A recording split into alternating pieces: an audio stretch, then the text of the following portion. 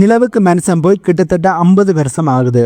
இந்த 50 வருஷத்தில் யாருமே மறுபடியும் நிலவுக்கு போகல. ஆனால் இந்த 50 வருஷம் கழித்து மறுபடியும் மனுஷன் நிலவுக்கு போக ரெடி ஆகிட்டானு தான் சொல்லணும். நாசா அவங்களோட ஆர்டிமஸ் 2 ராக்கெட்டை வெற்றிகரமாக விண்ணில் லான்ச் பண்ணி இருக்காங்க. இதே ஒரு முக்கியமான விஷயம். இதில் என்னென்ன சிக்கல்கள் ஏற்பட்டது, இதை பற்றி தான் இந்த வீடியோவில் நாங்கள் தெளிவாக பார்க்க போகிறோம். வீடியோக்குள்ளே போகிறதுக்கு முன்னே நம்ம சேனலை சப்ஸ்கிரைப் பண்ணி பக்கத்துக்கு பெல் ஐக்கானை கிளிக் பண்ணி வைங்க. அப்போ தான் நான் போடக்கூடிய வீடியோஸை நீங்கள் உடனுக்குடன் பார்க்க முடியும். வாங்க போய் வீடியோக்குள்ளே போகலாம். முதல்ல இந்த ராக்கெட்டை லான்ச் பண்ணும்போது ஏற்பட்ட பிரச்சனைகளை பற்றி பார்க்கணும். அது முக்கியமாக கவுண்டவுனில் என்னதான் நடந்துச்சு என்பதை கொஞ்சம் விலாவரியாக நாங்கள் பார்க்கணும். புதன்கிழமை ராத்திரி புளோரிடாவில் இருக்கிற கென்னடி ஸ்பேஸ் சென்டரில் ஒரு பயங்கரமான பரபரப்பு. ஏனெண்டா இது சும்மா சாதாரணமான லான்ச் இல்லை. 50 வருஷம் கழித்து மனுஷன் நிலவுக்கு போகிற ஒரு வரலாற்று நிமிடம். ஆனால் இந்த லான்ச் டைம் நெருங்க ஒன்றன் பின் ஒன்றாக பிரச்சனைகள் வர ஆரம்பிச்சிருக்கு. முதல்ல என்ன நடந்ததுன்னா, அந்த விண்கலத்தோட பேட்டரியில் ஒரு சின்ன வோல்டேஜ் பிரச்சனை. அதுக்கப்புறம் பார்த்தா பூமியில் இருக்கிற கண்ட்ரோல் ரூமுக்கும் மேலே இருக்கிற விண்கலத்துக்கும் இடையில் இருக்கிற கம்யூனிகேஷனில் ஏதோ ஒரு சின்ன ஒரு சுதப்பல். நாசாவோட இன்ஜினியர் ஒரு நிமிஷம் பதறி போயிட்டார்கள். ஏன்னா இப்படி பிரச்சனைகள் தொடர்ந்து வர அவர்களுக்கு பதட்டம் தான் அதிகரித்தது. ஒரு சின்ன வயரில் பிரச்சனை இருந்தாலும் கோடிக்கணக்கான ரூபாய் பணமும் 4 உயிர்களும் அங்கே ரிஸ்கில் இருக்கு. இந்த பிரச்சனைகள் வர அவர்களுக்கு பதட்டம் அதிகமானதுக்கு இதுதான் முக்கியமான ஒரு காரணம். பிபிசி செய்தி ஊடகத்தினுடைய எடிட்டர் அங்கே நேரில் இருந்து இதை அனைத்துமே பார்த்துருக்கார். அப்படி பார்த்துட்டு அவர் என்ன சொல்லியிருக்காருன்னா, அந்த ராக்கெட் கிளம்பும் போது வந்த சத்தம் அங்கே நின்னவங்களோட நெஞ்சு அதிர வச்சிருக்கு. அந்தளவுக்கு ஒரு பிரமாண்டமான பவர் அப்படின்னு சொல்லியிருக்கார். இந்த விண்கலம் மேலே போன கொஞ்ச நேரத்திலேயே அதோட கமாண்டர் ரீட் வைஸ்மேன் மெதுவாக ஜன்னல் வெளியே பார்த்துட்டு ஒரு வார்த்தையை சொல்லியிருந்தார். அதாவது கிரேட் வியூ அப்படிங்கிற வார்த்தையை சொல்லியிருந்தார். இந்த வார்த்தை மொத்த டீமுக்கும் ஒரு பெரிய ஒரு ரிலீஃபை கொடுத்துருக்கு. ஏனென்றால் இவர் அப்படி சொல்லியிருக்காருனால் வெற்றிகரமாக அந்த ராக்கெட்டை விண்ணில் லான்ச் பண்ணிட்டோம் என்பது தான் அர்த்தம். அது வெற்றிகரமாக லான்ச் ஆகுமா ஆகாதான்னு அந்த டீம் தரவில் இருக்கின்ற டீம் ரொம்ப பதட்டத்தில் இருந்தார்கள். அந்த பதட்டத்துக்கு முற்றுப்புள்ளி வைக்கிற மாதிரி தான் இந்த வார்த்தை அவர்களுக்கு இருந்துச்சு. ஆனால் கதை இதோடு முடியலை.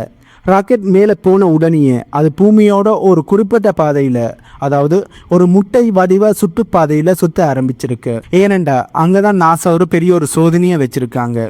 நிலவுக்கு போகிறதுக்கு முன்னாடி அந்த விண்கலம் எல்லா கண்டிஷனுக்கும் செட் ஆகுதா என்று அங்கேயே வச்சு செக் பண்ணணும். சும்மா கிளம்பிய உடனே நேராக நிலவுக்கு போயிட முடியாது. அந்த 10 நிமிஷம் லான்ச் அப்படிங்கிறது ஒரு பெரிய ஒரு போராட்டத்துக்கு அப்புறம் கிடைச்ச வெற்றியாக தான் பார்க்கப்படுது. சரி, இப்போ ராக்கெட் மேலே போயாச்சு, எல்லாமே நல்லா நடக்குதுன்னு நினச்சா அங்கே தான் ஒரு பெரிய ஒரு தலைவலியும் காத்துக்கிட்டு இருந்தது. விண்வெளிக்கு மனுஷங்களை அனுப்புறதுல இருக்கிற மிகப்பெரிய ஒரு சவால் என்னென்னா, சாப்பிட்றதோ தூங்குறதோ இல்லை, அங்கே இருக்கிற வேஸ்ட் மேனேஜ்மெண்ட், அதாவது கழிவறை வசதி தான். இப்போ இந்த ஆர்டிமஸ் 2 மிசைலில் ஒரு சிக்கல் வந்திருந்தது. விண்கலத்தில் இருக்கிற அந்த யூரின் ப்ராசஸிங் சிஸ்டம் திடீர்னு வேலை செய்யலை. கொஞ்சம் நீங்களே யோசிச்சு பாருங்க. இந்த விண்கலம் 10 நாள் பயணமாக போகுது. 4 பேர் அந்த விண்கலத்தில் இருக்காங்க. அங்கே போய் டாய்லெட் மக்கர் பண்ணினா, அதாவது இப்படி போய்கொண்டிருக்கேங்க அந்த விண்கலத்தில் இருக்கிற டாய்லெட் மக்கர் பண்ணினா எவ்வளோ பெரிய ஒரு கஷ்டமாக இருக்கும். இது சும்மா ஒரு அசௌகரியமான விஷயம் மட்டுமில்லை, இது ஒரு சீரியஸான ஹெல்த் இஷ்யூ. ஆனால் விண்வெளி வீரர்கள் என்ன சும்மா இல்லை, அவங்களுக்கு எல்லா விதமான ட்ரைனிங்கும் கொடுக்கப்பட்டிருக்கு. இந்த மிஷன் ஸ்பெஷலிஸ்டாக இருக்கிற கிறிஸ்டினா கோச் அவர்கள் உடனே களத்தில் இறங்கி அங்கே அந்த விண்கலத்தோட சிஸ்டத்தை செக் பண்ணி அங்கே இருந்த பிளம்பிங் பிரச்சனையை ஒரு வழியாக சரி பண்ணிட்டாங்க. கொஞ்ச நேரத்தில் மிஷன் கண்ட்ரோலில் இருந்து ஒரு மெசேஜ் வருது. Happy to report that toilet is go for use. அதாவது இப்போ நீங்கள் தாராளமாக டாய்லெட்டை யூஸ் பண்ணலாம்னு கிரீன் சிக்னல் கொடுத்துருக்காங்க. இதை கேட்கும்போது நமக்கு சிரிப்பு கண்டிப்பாக வரும். ஆனால் அந்த விண்கலத்தில் இருக்கிற வீரர்களுக்கும் அதே நேரத்தில் தரையில் இருக்கின்ற கண்ட்ரோல் யூனிட்டுக்கும் இது பெரிய ஒரு நிம்மதியை கொடுத்துருக்கு. ஏனென்றால் விண்வெளி பயணத்தில் இது சிரிக்கிற விஷயம் இல்லை, இது ரொம்பவே சீரியஸான விஷயம். இதில் இருக்கிற இன்னும் விஷயம், விண்வெளியில் நாம் யூஸ் பண்ணுற மாதிரி சாதாரணமான டாய்லெட் இருக்காது. அங்கே புயிர்ப்பு விசை இல்லாததால் எல்லாமே காற்றுல மிதக்கும். அதனால் அங்கே ஒரு வேக்யூம் கிளீனர் மாதிரியான ஒரு சிஸ்டம் இருக்கும். ஒரு சின்ன தப்பு நடந்தாலும் அந்த இடமே நரகமாக மாறிடும். இதனால தான் டாய்லெட்டில் ரிப்பேர் வந்த உடனே நாசா டீமுக்கே ஒரு மிகப்பெரிய ஒரு டென்ஷனானது இருந்துச்சு. இப்போ இந்த விண்கலம் நேரடியாக நிலவுக்கு போகாமல் இப்போ இன்னத்துக்கு பூமியை 2 வாட்டி சுத்திக்கிட்டு வர்றாங்கன்ற கேள்வி உங்களுக்கு எழும்பும். இதற்கு முக்கியமான காரணம் இருக்குது. விண்கலத்தில் இருக்கிற கம்ப்யூட்டர்கள், ரேடியோ, ஆக்சிஜன் சிஸ்டம் எல்லாமே சரியாக இருக்கான்னு செக் பண்ணுறதுக்காண்டு தான் இதனை செய்கிறார்கள். ஏனென்றால் நிலவுக்கு போனதுக்கப்புறம் ஏதாவது பிரச்சனைன்னா அங்கே போய் எதையுமே மாற்ற முடியாது. அதனால தான் இப்போவே எல்லாத்தையும் கரெக்டாக இருக்கான்னு டெஸ்ட் பண்ணிக்கிட்டு இருக்காங்க. சரி, இப்போ ஒரு முக்கியமான விஷயத்துக்கு வருவோம். ஏன் இப்போ திடீரென்னு எல்லாருமே நிலவுக்கு போகணுமான்னு ஆசைப்படுறாங்கன்ற கேள்வி உங்களுக்கு கிளம்பும். இதற்கு பின்னாடி ஒரு பெரிய உலக அரசியல் இருக்குது. ஒரு காலத்தில் அமெரிக்காவுக்கும் ரஷ்யாவுக்கும் இடையில தான் இந்த போட்டி இருந்தது. ஆனால் இப்போ சீனா ஒரு பலமான ஸ்ட்ராங்கான போட்டியாளராக உள்ளே வந்துட்டாங்க. நாசாவோட அட்மினிஸ்ட்ரேட்டர் ஜெரோட் ஐசாக்மன் அவர்கிட்ட பிபிசி செய்தியுடன் தரப்புலேருந்து ஒரு கேள்வி கேட்டிருந்தார்கள். 50 வருஷத்துக்கு முன்னாடியே நிலவுக்கு போயிட்டீங்க நீங்கள், ஆனால் இப்போ ஏன் மறுபடியும் போகிறதுக்கு இவ்வளோ கஷ்டப்படுறீங்க என்ற கேள்வியை கேட்டிருக்காங்க. அதுக்கு அவர் சொன்ன பதில் ரொம்ப ஓப்பனாக இருந்துச்சு. அந்த டைமில் நிலவுக்கு அமெரிக்காவோட விண்வெளி வீரர்கள் போகிறதுக்கு அமெரிக்காவுக்கு ஒரு வெறி இருந்தது. இப்போ இருக்கிற போட்டி ஒரு ஆரோக்கியமான போட்டின்னு அவர் சொல்லியிருக்கார். இவர் சொன்ன விஷயம் கொஞ்சம் ஏற்றுக்கொள்ள முடியாத மாதிரி முட்டு கொடுக்குற மாதிரி தான் இருக்குது. ஆனால் சீனா இப்போ அவங்களோட விண்வெளி திட்டங்களில் ரொம்ப வேகமாக இருக்காங்க.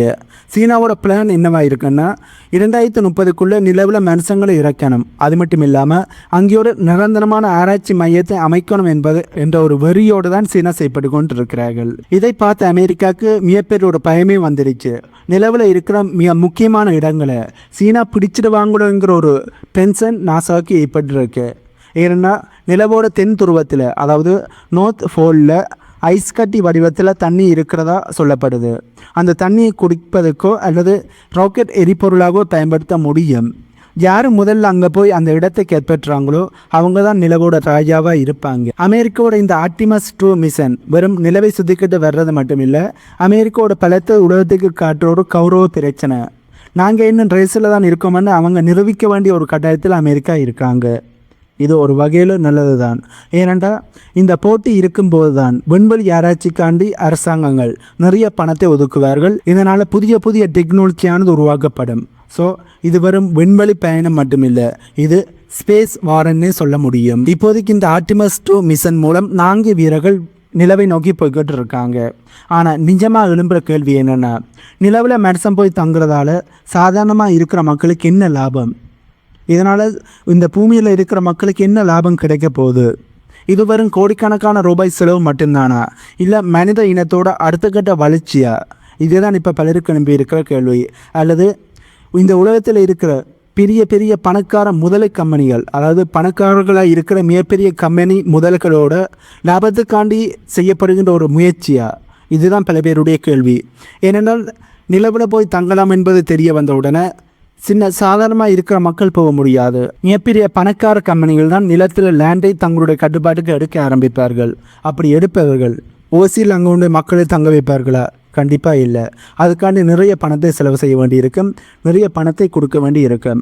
ஆகவே மிகப்பெரிய பணக்கார கம்பெனி முதலைகள் இன்னும் பணத்தை சம்பாதிப்பதற்கான ஒரு வாய்ப்பாகத்தான் இது பார்க்கப்படுது என்றும் ஒரு சில வல்லதாக கருத்துக்களை சொல்ல ஆரம்பிச்சிருக்காங்க. எதப்படியோ இப்போ நிலவுக்கான பயணம் மறுபடியும் சூடுபிடிக்க ஆரம்பிச்சிருக்கு. இதில் மறுபடியும் அமெரிக்கா தங்களுடைய கால்களை நிலவில் பதிப்பார்களா, அல்லது இந்த மிஷன் வெற்றி அளிக்குமா தோல்வி அளிக்குமா? இதனத்தையுமே நாங்கள் வெயிட் பண்ணி தான் பார்க்கணும். பட் இப்போதைக்கு இது வெற்றி பாதையில் போகிற மாதிரி தான் தெரியுது. இதனுடைய முடிவு எப்படி இருக்கும் என்பதை நாங்கள் வெயிட் பண்ணி தான் பார்க்கணும். ஆகவே இந்த வீடியோவில் நான் சொன்ன தகவல்கள் உங்களுக்கு புதிதாக இருந்திருக்கும் என்று நம்புகிறேன். இந்த வீடியோ உங்களுக்கு புதிதாக இருந்தால் இந்த வீடியோக்கு லைக் பண்ணி நம்ம சேனலை சப்ஸ்கிரைப் பண்ணி பக்கத்துக்கு பெல் ஐக்கானை கிளிக் பண்ணி வைங்க. அப்போ தான் நான் போடக்கூடிய வீடியோஸை நீங்கள் உடனுக்குடன் பார்க்க முடியும். இன்னும் ஒரு புதிதான தகவல்கள் அடங்கிய புதிய வீடியோவில் உங்களை நான் மீட் பண்ணுறேன்.